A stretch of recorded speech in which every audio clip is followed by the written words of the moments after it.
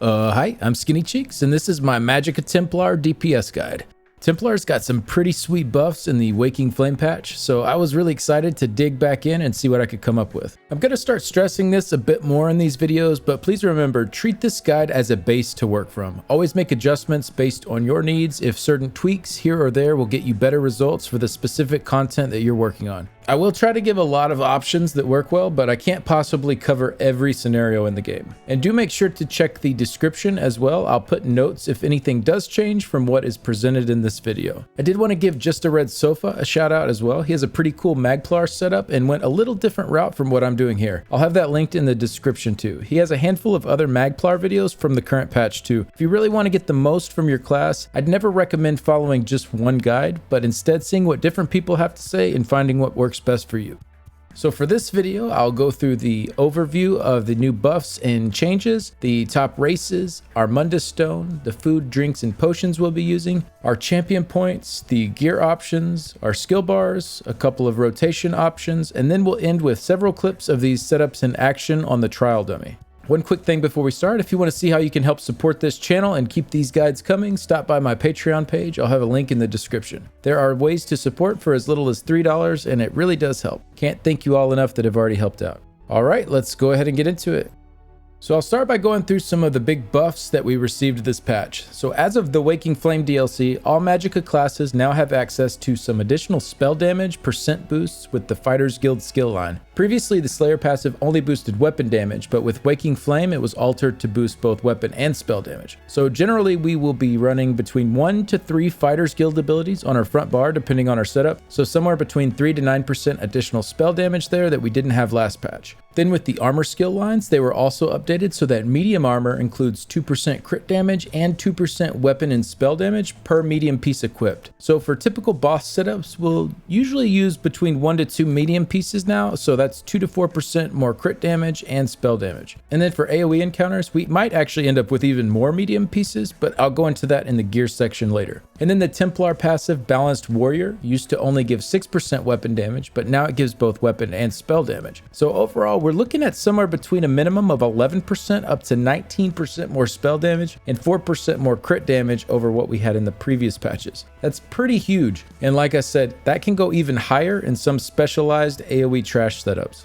Templars did seem to be the focal point of the developers as far as class changes go for the Waking Flame DLC. One of the big ones is to the ability Backlash, or probably more commonly known by its morphs names, Power of the Light and Purifying Light. So this ability and its morphs now retain 50% of the damage you dealt to the target, up from 20%, and now the final explosion scales off your spell or weapon damage depending on the morph, rather than magicka or stamina, and it also now scales with both positive and negative bonuses, rather than only negative ones. Haha, Backlash, go boom. So this is a pretty hefty buff, as this previously only scaled with your maximum resource, so either stamina for Power of the Light or magicka for Purifying Light, but now weapon and spell damage scale it up, which make it hit a lot harder. And your offensive buffs will also increase it, so things like Minor Berserk, Minor Slayer, and so on. So one thing I did notice when I was testing this is it doesn't increase with Bloodthirsty though, which is interesting because it does scale with your weapon and spell damage, but it seems as though the power of the skill was designed with that limitation in mind, and it's still incredibly strong. So with this knowledge, I did check out Infused instead of Bloodthirsty for our jewelry traits, and overall there wasn't a huge difference in the total damage between the two setups, contrary to previous patches which did have quite a gap between the two. This is partially due to what I just mentioned with Purifying Light not increasing with Bloodthirsty, but also due to all of the extra % increases to spell damage that we went over. And remember, % increases to your weapon and spell damage do not increase your Bloodthirsty damage. I think overall Bloodthirsty is probably still the best bet, but the gap has definitely shrunk, and maybe some more scenarios now where Infused could squeak out ahead. So the last big change we'll go over is with Radiant Destruction. Fixed an issue where both morphs of this ability had scaling coefficients with less significant figures than intended, resulting in some very minor lost damage. And then Radiant Oppression morph. This morph no longer increases the damage done of the ability based on your current magicka, but instead increases the damage scaling of the execute multiplier to 500%. So pretty much this was done so that you didn't run into this this weird issue when running Bahsei's Mania where you wanted your Magicka at a lower amount for that set, but then that caused your execute to not hit as hard because you wanted a higher Magicka pool for your execute. So now it's just a lot more straightforward. One morph heals you and the other does up to 500% increased damage instead of 480% increased damage. So pretty good change overall, I think. It gets rid of that weird interaction there. Not a huge damage increase like some of the other changes that we went over, but a small buff for sure. Alright, now I'll go through the top race options. I did put this list together using UESP's build editor, so make sure to check that out if you are into theory crafting. The exact numbers on these will change a little bit based on your specific setup, and those top 3 may swap around a little bit based on your gear and which buffs and debuffs are present and all that, but in some order the top race options from a damage standpoint are High Elf, Dark Elf, and Khajiit. The difference in these 3 is really tiny. Just a couple of missed light attacks or mess ups in a rotation will make more of a difference than which race you choose out of the top 3 from a damage standpoint. And even if you decide to not go with one of the top 3, unless you're trying to get high scores with the appropriate skill level, you can clear any content at a high level with any race option. And this list is just from a damage point of view. For example, Breton looks to be a tad behind Orc here, but I would generally rather be a Breton than an Orc for Magicka DPS due to the really nice side passives they have that will benefit my sustain. My personal preference right now, if I had to pick one, is Khajiit, as the damage levels are really good and they also get a little boost to their health and recovery to go along with it. But really whatever you prefer can work fine. Moving on to our Mundus stone, we'll be going with the Thief for most situations. Shadow really only seems better if you're pairing 2 crit sets together like Mother's Sorrow and Medusa. Shadow can also be really nice for using mechanical Acuity on short trash waves, but without a quick and easy way to swap back to the Thief for bosses, it's generally better to just run with the Thief for the whole dungeon or trial to better optimize for those boss encounters. If you do happen to be running Acuity for the boss encounters as well though, Shadow would probably be the better play for you. For our food, I recommend Bistat Health Plus Magicka. If you're able to sustain it, it offers great damage with a lot of health. There is no recovery bonus though, so you will be relying on your group a lot for sustain. If that isn't cutting it, for a big boost to sustain and just slightly less damage, you can go with Ghastly Eyeball. This has no health bonus on it though, so depending on what content you're doing, you might be a little squishy. A nice middle ground between these is Clockwork Citrus Fillet. This is a little more expensive, but gives some health, Magicka, and recovery. Not as much damage as either of the other options though, due to the lower Magicka pool. There is also a little cheaper version of this that gives the same type of stats called Witch Mother's Potent Brew. The stats on it are a little lower than Clockwork, but it can be run if gold is an issue. For our potions, for most scenarios, we are using the standard spell power potions. These are generally expected for DPS to run in veteran encounters, but there are situations where you might not want to run these, such as running easier content and just using trash potions, or if you want to run heroism potions. You just want to make sure you are still set up to receive your major prophecy and major sorcery if you do go this route. There are a few ways that you can accomplish that, usually Inner Light for the prophecy and degeneration, or a Dragonite support casting igneous weapons for the sorcery. Heroism potions are pretty expensive though, so I can understand if you don't want to run these for 99% of content, but they can be nice situationally. Another interesting option and new thing with this patch, if you need more sustain, is to run these potions that inflict a spell resist debuff on you. So there's a new CP node in the fitness tree called Sustained by Suffering that gives you an extra 150 of each recovery if you have a negative effect on you. These are a bit memey, as you'd have to avoid Purify synergies or casting your ritual ability, or else you'd cleanse your negative effect and get no bonus from the CP node, but actually might work for some solo or 4-man stuff depending on how you're set up. I did still want to bring it up though in case you're really fighting for every bit of sustain you can get. So this is the route I chose to go on the trial dummy, as sustain was just a little too rough without it, and several heavy attacks would have been required to get through the parses if I didn't use these. I see some people using spell symmetry as well as an alternate way to more closely mimic trial sustain. Personally, not my favorite skill to slot as a DPS, but it is an option if you want to go that route for the added sustain. Okay, since we are on the subject of the Sustained by Suffering CP node, I think that segues pretty well into our champion point section. I'll just be going through the slottables here, but for a full guide for setting up all of your CP, make sure to check out the video I made. I cover several different leveling routes and milestones to hit. I'll have it linked in the description. So we'll stick with the fitness tree for now, and I'll start with the same node we were just discussing. So this does include any negative effects, so it could definitely be worth running for certain encounters, even without those crappy potions, where you're going to have negative effects put on you. So Locustes, for example, I believe you're technically debuffed the entire encounter, so this should work great there. And even in other situations, if you don't have some kind of negative effect on you for the whole encounter, with this even adding some sustain for parts of the encounter, it could be still worth it situationally, which is really the name of the game with most of the fitness CP nodes now. There really aren't 4 that I can recommend for you to just put on and never change, but some of my favorites are Boundless Vitality for the extra health, Rejuvenation for the extra recovery, Fortified for more armor, Sustained by Suffering, which we just went over, Siphoning Spells for Magicka return on killing blows, which is usually a bit more useful in solo or 4-person content, though it can be nice for some specific trial situations, Bracing Anchor, which again could be nice situationally, maybe some AoE ad waves where you need to block incoming damage, Celerity for some extra movement speed while in combat, Spirit Mastery, which can be really great for progressing through new content, Bastion, which not only increases your damage shield size, but your damage against shields, which does have some application for a few encounters in the game, and then finally Thrill of the Hunt, which can give you that False Gods like speed buff on killing blows, which can be nice situationally as well. Alright, now I'll go through the warfare tree. So the slottables we'll be taking for group PvE content are Backstabber, Master at Arms, Deadly Aim, and Biting Aura. Fighting Finesse does seem to be pretty close behind Biting Aura, and for the few situations where you can't flank and select Backstabber, you'll have room to slide that one in there too. Maybe some less optimized situations as well, where you're not getting as many group crit damage buffs. I could see Fighting Finesse maybe sliding its way into the top 4 there. I do always get a ton of questions about Deadly Aim here. Why is it worth slotting when we have an AoE spammable ability and lots of AoE abilities slotted? So I put this together. Pretty much, it doesn't really matter how many AoE versus single target abilities you have slotted, it's about how much damage we are getting from the specific ability types. Remember that damage doesn't necessarily have to come from an ability that you're casting either, so passives that deal damage, enchantments, and light attacks all count too. If you add our dual wield and our Inferno light attacks together, that is the highest damaging thing on this list, and Burning Light is the 4th highest, not coming from an active skill but instead a passive, and then our Execute being single target is pretty huge too. So 5 of our top 6 damaging abilities here are single target, which is boosted by Deadly Aim. So I just wanted to give a little insight here. Obviously your specific setup could be a little different, which may warrant a change.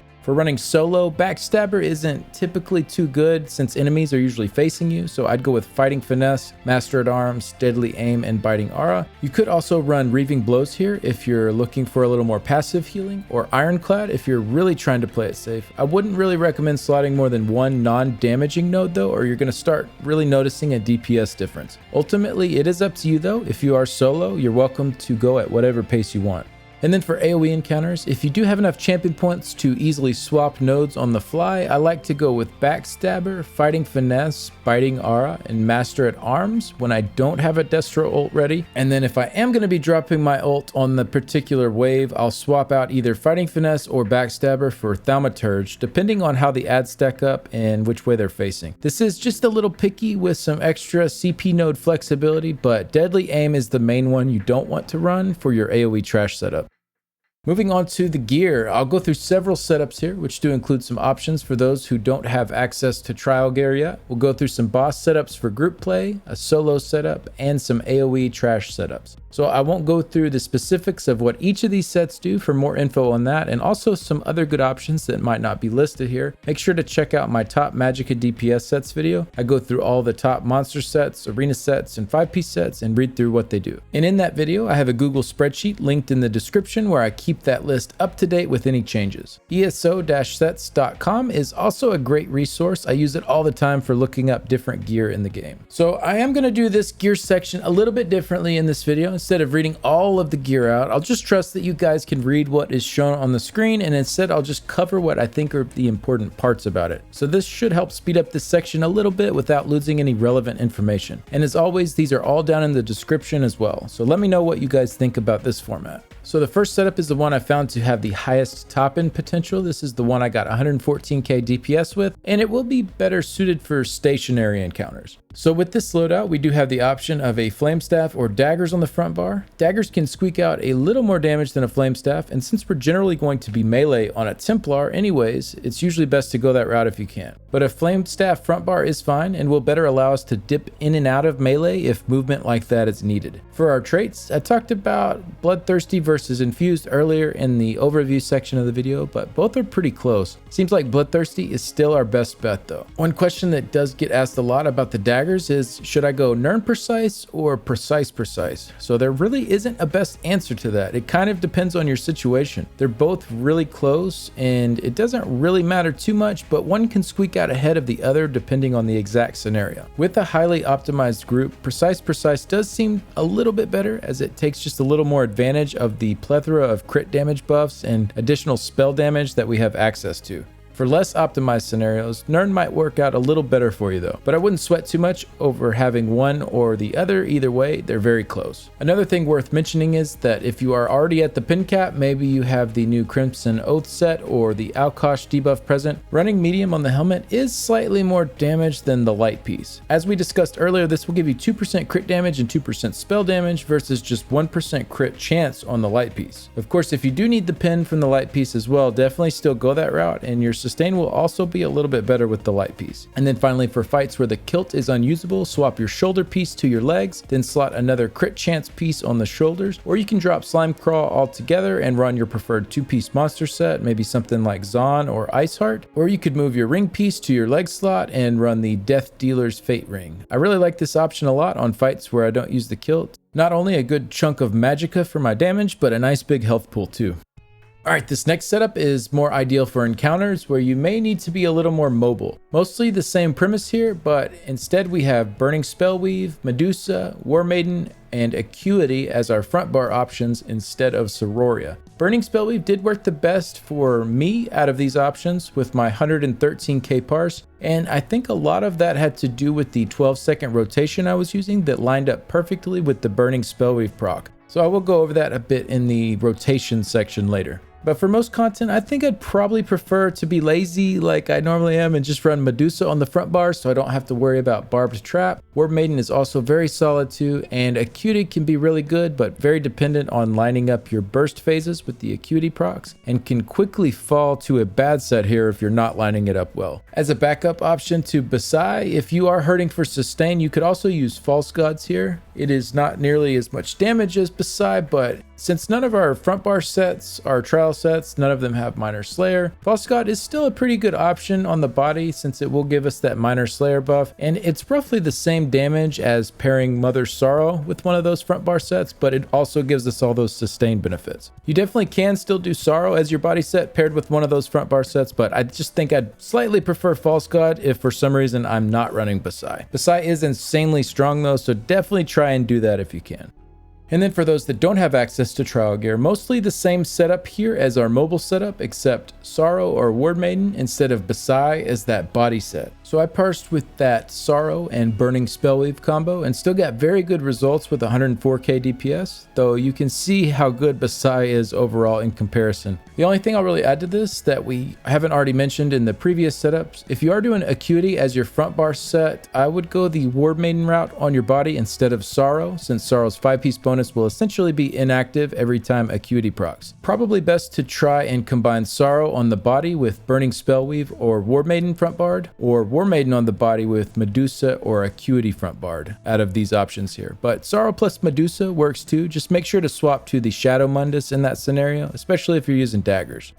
Now for the solo setup, when deciding between Valkynscoria or Slimecraw, if you are doing overland content or solo arenas, typically you'll get enough penetration for most of it with the Slimecraw piece, since overland mobs only have 9100 armor and the dungeon and trial mobs have 18,200 armor. So if you are trying to solo a 4-man dungeon or something, the Valkyn piece might be a little better to get you close to that pin cap. The rest of the setup here is pretty much the same, except we'll be doing the Ring of the Pale Order. Honestly, this isn't super needed on Magplar with the healing you get from your puncturing sweep ability, but with the two combined, the healing output is pretty insane. But if you don't want to use the Pale Order ring, you can slot a different mythic ring like the Death Dealer's Fate, or move your chest piece to that ring slot and then slot another mythic, maybe the Thracian Strangler's gloves, or slot a two-piece monster set like Iceheart or Balorg instead of just having the one piece. One more set I want to bring up for solo that I think could be really fun but I haven't tested yet is Pelinal's Wrath. I won't go into detail on this one again. I did kind of talk about it in depth on my MagDK video, so if you'd like to hear that discussion, it is time-stamped over there. Seems pretty interesting situationally though.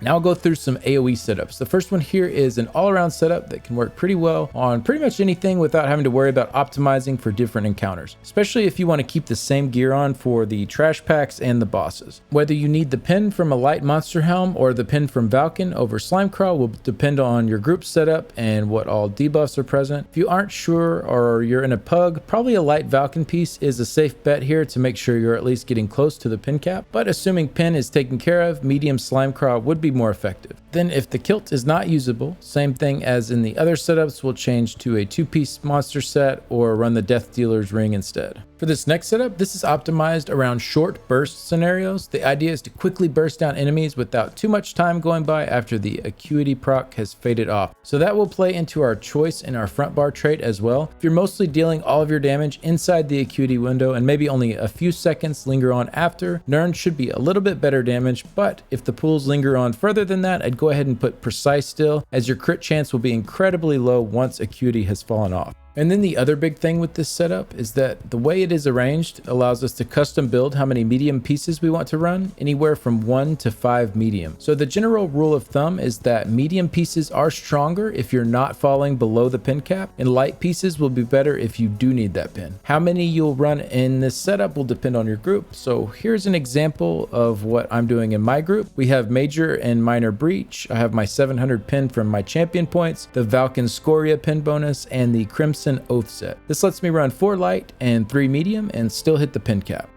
So this next setup here is very similar, but we're going with a non-kilt setup, and this is suited for when you're going to be dropping your ultimate, which is usually always the Fiery Rage ultimate for AoE trash packs. Since we are running Balorg, our monster helm is not doing anything unless we are casting an ultimate, so make sure to use the previous setup if your ult is not ready, or if you just want one setup that can handle both scenarios. One cool thing about running Balorg is it lets us add in even more medium pieces since you get penetration from it when you drop your ultimate. So to give my example again, even with just 2 light pieces equipped, I'm still well over the pin cap when dropping my Destro ult. And that number plugged in there is how much a Destro ult costs on a Magplar. So if you have even more ult than that, you know, it's not likely that you're going to be just at the right amount. So you'll usually have a little more than that. So the higher it is, you'll even have more pin, and you may be able to compensate for not having something like Crimson present. Again, this is optimized for shorter scenarios, no more than 15 seconds or so usually. Sustain will be really bad with 5 medium pieces, but if the pool is short enough, it doesn't really matter anyways.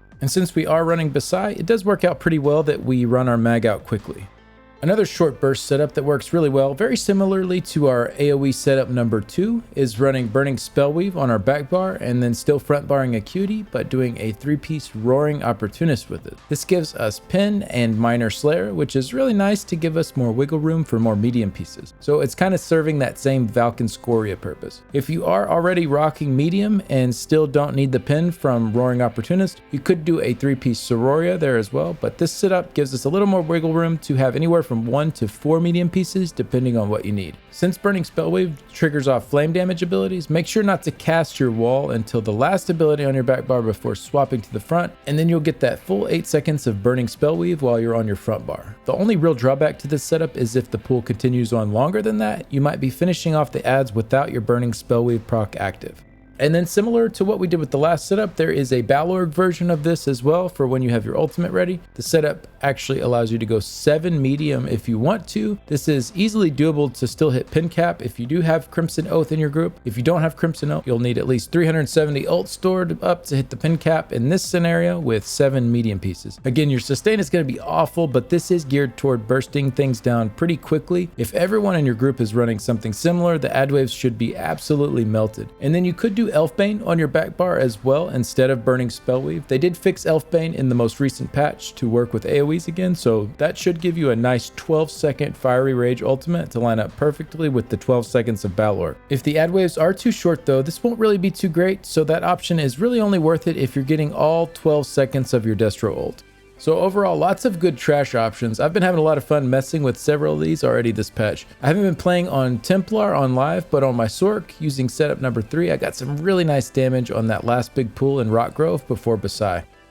Alright, now moving on to the skills. So first we'll go through a boss setup and then a purely AoE setup. So I won't go super in depth here on the base morphs and what skill lines all these are in and all that kind of stuff, but if you are curious, ESO Skillbook is a great site I use all the time to look skills up, so if you find yourself lost, definitely check that out. And I won't be going through the passives either, but I will have the essential ones listed down in the description. So first off, on our front bar, we have Inner Light. This is just here for the passive boost to our Magicka, but also could be used for the Major Prophecy buff as well, if we aren't running potions that have that buff. Barbed Trap is here to keep up the Minor Force buff, and it is on our front bar for the Fighters Guild Slayer passive. Purifying Light is a 6-second delayed burst that will try to keep up as close to 100% as possible. Puncturing Sweep will be our main spammable ability that does great damage, procs the Burning Light passive with each cast, and also heals us. And then Radiant Oppression is one of the best executes in the game. For our ultimate, we're going with Dawnbreaker and Crescent Sweep. Both are solid options. Dawnbreaker is nice with the current patch because you get a passive 3% spell damage from the Fighters Guild line just for having it slotted, and then 300 more spell damage for 20 seconds if you cast it. Crescent Sweep is a little cheaper and is a good bit more damage from the ult itself, and it's also a little better on sustain. Since it is cheaper, we're casting it a little more often, so every time we do cast it, we're not spending Magicka. Moving on to our back bar, we are doing Inner Light again for the passives, so this is a flexible spot, so if you need something else there, this is the first to go. Then we have Unstable Wall, which is a strong back bar dot and keeps up our enchantment 100% of the time, and it can also be used as a large AoE spammable situationally. Solar Barrage, which is a rather weak AoE dot, but gives us the really strong Empower buff. Blazing Spear, which is a pretty weak dot as well, but the initial hit from it landing does really nice damage, and it will also bring higher up dimes to our Burning Light passive. Channeled Focus, which has a lot packed into one, mainly using it as a sustain tool, but can be nice for the resists and the healing it provides too. And then finally, the Fiery Rage or Shooting Star Ultimate. Fiery Rage is a little more quick burst for an ult and covers a large area. Shooting Star is a little more consistent damage if we're casting multiple ultimates over the course of an encounter, but that is assuming your target stays in for every tick of the Shooting Star. It lasts quite a while, so you do run the risk of the enemy moving and missing some ticks. I found it to be the strongest ultimate on stationary targets though. If you are focusing on Shooting Star casts for your ultimate, you'll want to have Dawnbreaker slotted for the extra spell damage on your front bar. And if you are on PC and you want to get creative with add-ons, you can drop your opening Destro ult and swap it off your bar for Shooting Star before the first tick hits, and then do Shooting Stars from there on out. This would be a little more opening burst, but not really doable without add-ons, so I didn't do it in my parsing. Just wanted to mention it as an option though.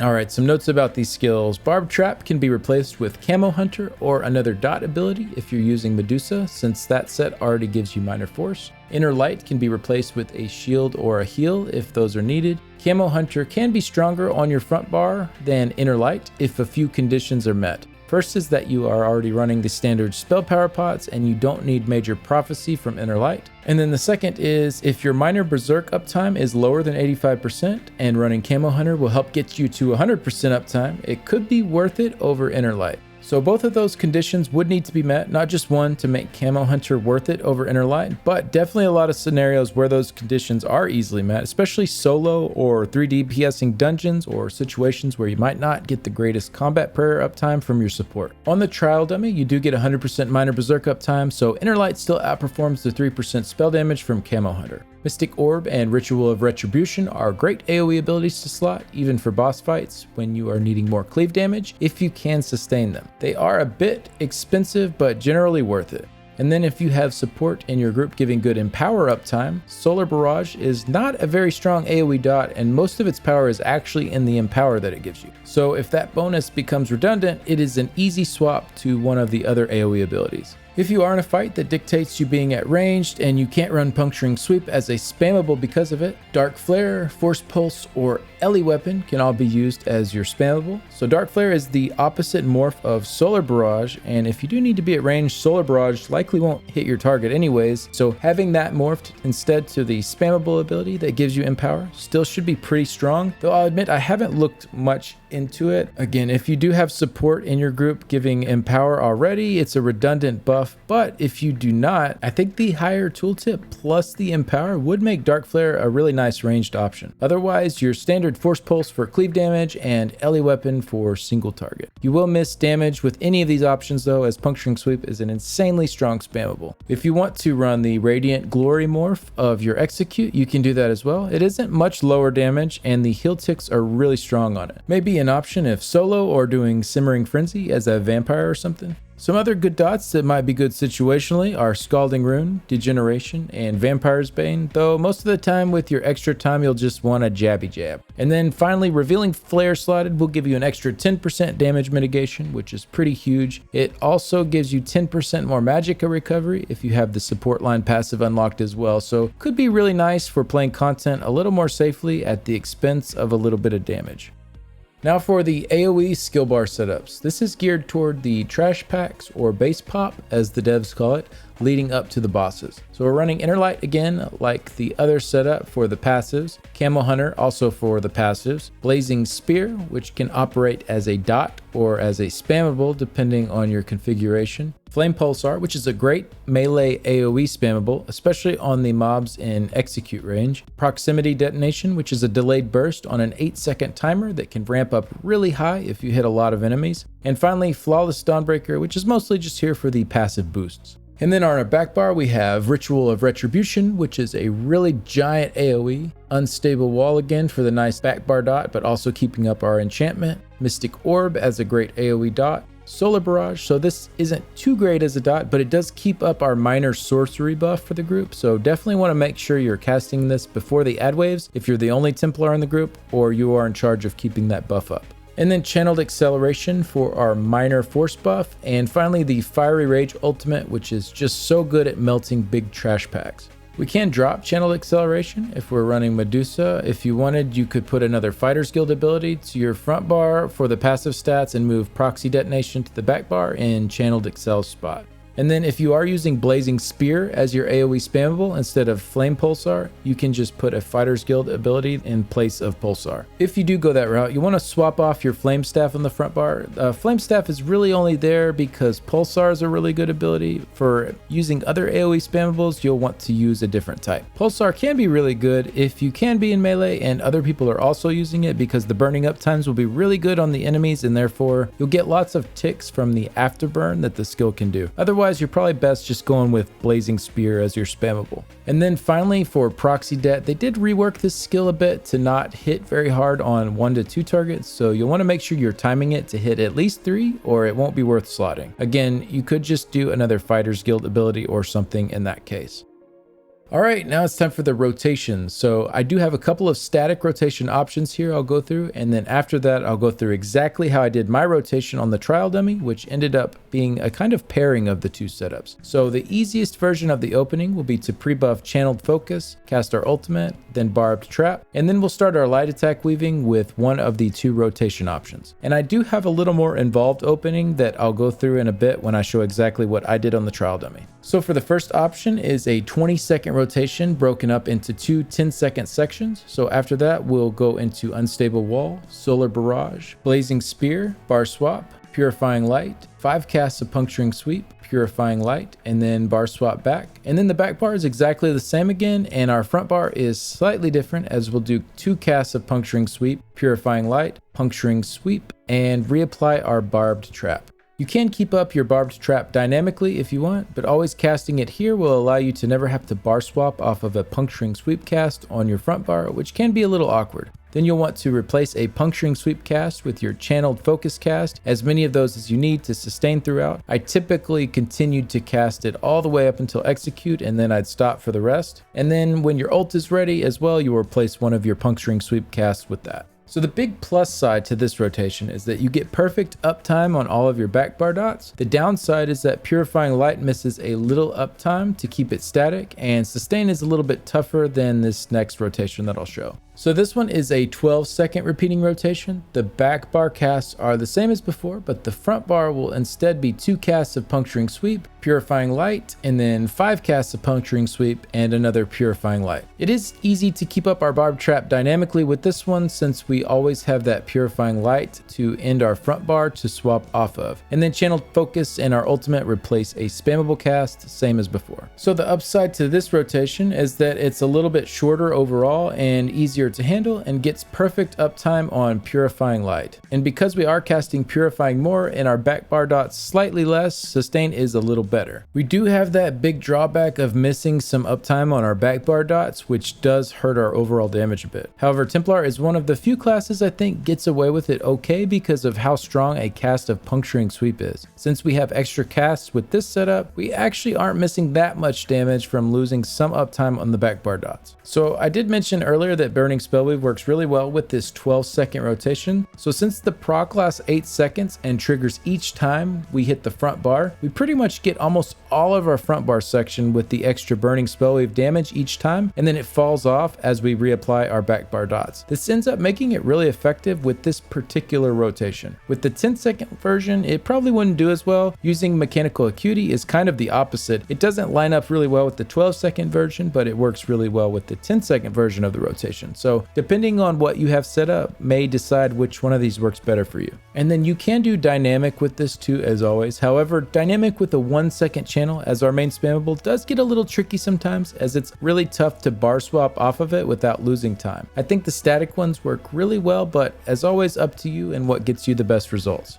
Alright, for execute, once we hit that about 18 to 20% health left range, we'll stop using Puncturing Sweep and start using our Radiant Oppression instead. Now this is a little tricky because Radiant Oppression lasts 1.8 seconds instead of the 1 second of our normal spammable. So it takes up roughly 2 casts of Puncturing Sweep on the chart. I did make a little more detailed analysis of the health percentages when our execute surpasses our standard abilities, since it does ramp up if you do want to get really exact about it. But that 20 to 15% phase moves so quickly anyways, it's easy just to say start beaming at about 20%. And then after 15%, you'll only cast your Unstable Wall, Blazing Spear, Barbed Trap, and Radiant Oppression. So Wall stays really good because it's keeping up our back bar enchant. Blazing Spear stays really good because it keeps our Burning Light proccing, and then Barbed Trap for that minor force. So I typically just cast the 2 back bar dots and then beam as much as possible on the front bar until I had to swap back and reapply those 2 back bar dots, and then just keep Barbed Trap up as needed. Okay, so a few notes about this. If you are pre-dumping some of your Magicka to better optimize for Bahsei, Siege Shield is a nice tool to swap on and off your bar for it. I was typically doing 3 casts of it, and that seemed to be a pretty good range where I could still sustain. If you are running Medusa, you'll ignore Barbed Trap in this chart, and then you could just add in an extra dot in place of one of your spammables, or you could just not cast Trap and you'd end up with roughly 1 more spammable every 18 seconds. If you are running Mystic Orb or Ritual, you replace one of your spammable casts with it each time through the rotation. Orb lines up perfectly with the 10-second rotation, and Ritual lines up perfectly with the 12-second one, but you can slot them in either if you want. One thing you'll see me doing in the parses when I need to reapply Channeled Focus is to wait until after a Purifying Light or Barbed Trap cast. If you do that, you can more easily bar swap instantly off of those skills to your back bar to reapply Channeled Focus, and then back to your front bar to continue with the rotation. Trying to swap back after a cast of Puncturing Sweep to your back bar is usually a little awkward. And I also didn't really like casting Channeled right after Blazing Spear either, because then Blazing Spear hits on my back bar instead of me being able to bar swap off of it and let it land on my front bar. And then the same sort of thing can apply to your execute as well, since Radiant Oppression is a 1.8 second channel. Purifying Light is not really worth running damage wise after that point in the rotation, but it isn't too much of a DPS loss to cast one every once in a while to make the bar swap to your back bar easier. This is optional though, and up to you. And then finally, you could get to that point at the very end of the fight when you'll no longer get the full duration out of your Unstable Wall and the Blazing Spear, so don't worry about reapplying them when you see them run out. Just go ahead and beam your way out from there. So that's pretty much it for the notes on the rotations. Again, you don't have to do static, you can do dynamic. If you're comfortable with that, just keep in mind you will have some awkward bar swap points pop up here and there. All right, now I'll go over how I did my rotation using these. So I did my opening slightly differently, and that's because I'm using channeled acceleration to pre-buff my minor force, so I don't have to have trap in that opening section. And I'm also standing back and pre-buffing solar barrage, which I didn't include in the easier opening option. This gets us just slightly more opening burst than casting all 3 of our back bar dots after we are already into combat. And then we go to our front bar and do our initial purifying light, 5 casts of puncturing sweeps, and purifying light. So then we move into the 20-second rotation. So it's flip-flopped from how I showed it in the previous scene, since the original first half is now part of our opening. So it just starts with the second half and then you do the first half, if that makes sense. And then what I did, instead of continuing with the 20-second rotation style, when I was done with that, I moved over to the 12-second version and continued that one throughout the remainder of the fight. So really only did that 20-second one for really the opening 3 back bar applications. And then after that, I started with the 12-second rotation from there on out. You can stick with one or the other through the whole thing if you want to. I just found this one to work a little bit better for me for some reason. And all of the notes and the execute directions are still the same from the previous scene as well. It might look like a lot of different parts here, but once you do them a few times, they start to make sense. Essentially, we're just trying to cast everything in such a way that we always end our front bar with a non-puncturing sweep skill so that we can bar swap easily to our back bar. All right, that's going to do it for this guide. I'm really loving the changes and the buffs that Magplars received this patch, and I think this puts them in a really great spot overall. Hopefully this video helps you get the most out of yours. I want to give a big thanks to my current Patreon supporters. If you'd like to see how you can help support the channel through Patreon, I'll have a link in the description below. And a special thanks to Nicholas, Simon, Privy League Guild on PlayStation's EU server, Cougar is Bay in the Cougar City Guild, Stridig, Delta, the Order of War Guild, Iffy, and my wonderful wife. I'll close this one out with a few parses using the setups showcased. Thank you so much for stopping by. I'll see you all in the next one. Bye. Your payment transaction. To repeat this information, payment transaction.